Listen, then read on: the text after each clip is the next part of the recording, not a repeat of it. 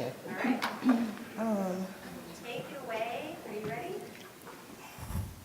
So, you may think that canning seems like something that only grown-ups should do. You're not sure that you're quite ready to start that.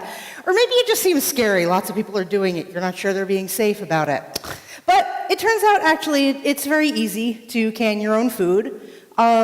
There are lots of good reasons to can your own food. You can preserve fresh flavors, local vegetables. You can control what goes into your food.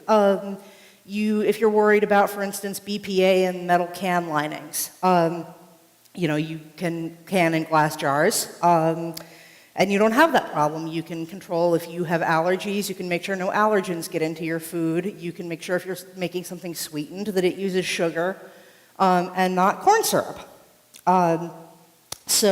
Lots of good reasons to can. You might want to know next, well, so what am I going to need other than just regular kitchen equipment? Well, the first thing you're going to need is jars. These are mason jars. In the United States, they are the easiest thing to get. They're kind of the standard. You can also get the fancy European jars. Those are called WEC jars. There's a handout. It has all the links, so don't worry about it.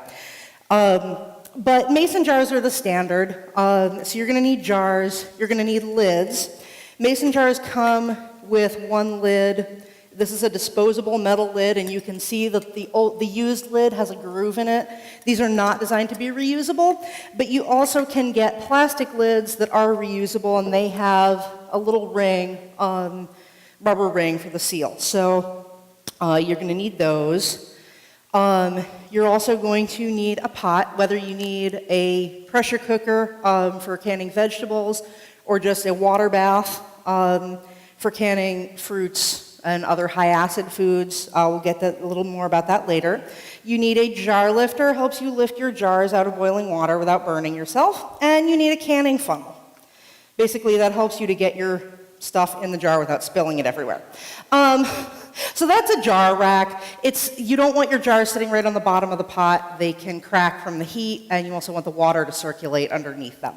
So if you don't have a pot that has a rack, you can put like a baking rack underneath it. So now we want to know, what are we going to put in our jars? What you want to do is you want to use recipes that are tested by science.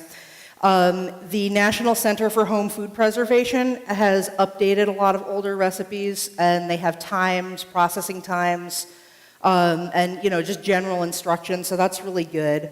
Also, the company that makes mason jars publishes the Ball Blue Book of Canning, because you really don't want to be using Uncle Bob's recipe for pickles. Yes, it's true, people have used those recipes for a long time, and most of them were fine, but some of them didn't make it. Some people did die of, in fact, a lot more people used to die of food poisoning from home canned products than do now. So, science, it's good. People will say, for instance, you can bake your bread in a mason jar laying on its side, and then it'll seal as it cools down. Yeah, it'll seal, but that doesn't mean the stuff inside is safe to eat. So just because a jar is sealed, for